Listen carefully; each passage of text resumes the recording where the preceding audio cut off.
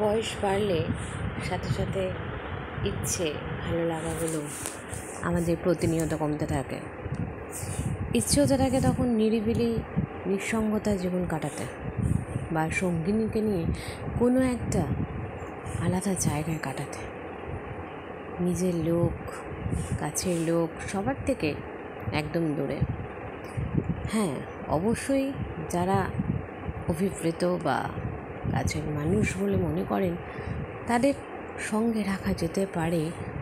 আর যারা মনে হয় জঞ্জাল, বয়সের দৌড়াতে, বার্ধক্যের দৌড়াতে এসে, তাদেরকে সেই লিস্ট থেকে বাদ দেওয়াই ভালো। কারণ এই বয়সে এসে একটা জিনিস বোঝা যায়, কে আপন আর কে পর। বয়সের অভিজ্ঞতা, বয়সের পাকা চুলের ভাঁজ এবং চোখে চশমা, চোখে নিচে ডার্ক সার্কেল, কপালে খাজ, অনেক কিছু অভিজ্ঞতার সম্মুখীন আমরা হই। বুঝতে পারি আসল নকলের পার্থক্য। বুঝতে পারি যা যা করে এসেছি বোধ হয় ভুল করে ফেলেছি, যেগুলো করা উচিত ছিল না সেগুলো করে ফেলেছি অনাহুতের মতন। আর যখন আমরা সেইগুলো অনেক শেষে গিয়ে বুঝি, বয়স 60 বা 70 বা 50, তখন আমাদের জীবনের অনেকটা সময় পেরিয়ে যায়, অনেকটা ইচ্ছে, ভালো লাগা সব কিছু নষ্ট হয়। কারণ জীবনের সময়ের মূল্য অনেকটাই।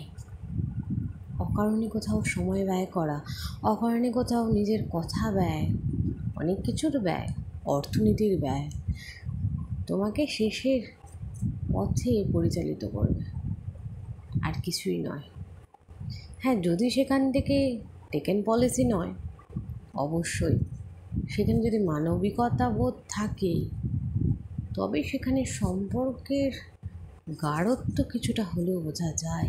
আর যেখানে মানবিকতা বোধ নেই, শুধুই স্বার্থপরতা, দেওয়া নেওয়ার হিসাব নিকেশ, তাহলে মনে হয় শেষ জীবনটা সব কিছুর হিসাব নিকাশ চুকিয়ে নিজের মতন থাকো। যদি তোমার কপালে নুন ভাত জোটে তবে তাই সই। কারণ বাতিলের খাতা যখন পড়ে গেছি, বাতিলের খাতার মতনই বেঁচে থাকা ভালো। কারণ সবার জীবনের সময় বা হিসাব বা ঘড়ির কাঁটার মতন সমান যাবে সে তো একদম নয়। আর বয়সে জর্জরিততে এক একজনের কষ্টের পরিমাপ এক এক ধরনের, কারোর বেশি, কম, মাঝারি, কারোর অনেক বেশি।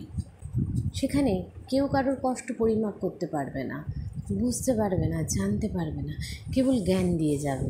এটা করলে ভালো হয়, ওটা করলে ভালো হতো। এই বয়সে তো অনেকগুলো ভুল করে ফেললে, কিন্তু কেউ পথ দেখিয়ে দেবে না তোমাকে, সঠিক পথের সন্ধান শুধু জ্ঞান দিতে পারবে। আরে জ্ঞান তো বিনা পয়সায় পাওয়া যায়, ইউটিউব খুললেই জ্ঞান পাওয়া যায়।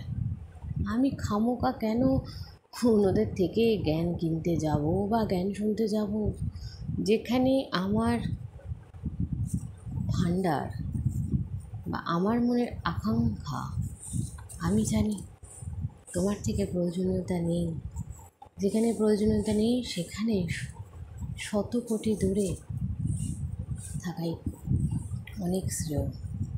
বলে বোবার শত্রু নেই, নীরবতার উত্তর হয় না। অনেক সময় নীরবতা থেকেই বুঝিয়ে দিতে হয়। আর বোঝাবার কি আছে এই জীবনে? এই জীবন তো নশ্বর।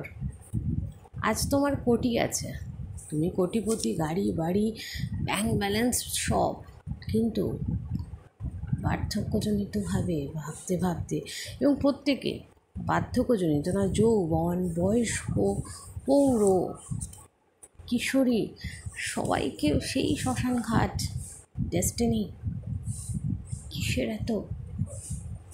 এক একজনের এক এক রকম, যে যেমনটি পথ খুঁজে পায়। যাই হোক বন্ধুরা, আজকের কথাগুলো মনে হচ্ছে তোমাদের কাছে অনেক ভারী লাগছে। যদি ভারী লাগে ক্ষমা চেয়ে নিচ্ছি, যেটা মনে হলো তোমাদের সঙ্গে শেয়ার করলাম।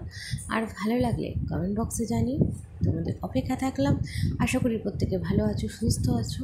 তোমরাও আশীর্বাদ করো ভালো থাকি যেন। এইভাবে প্রত্যেকে ভালো থেকো। Bye to everyone.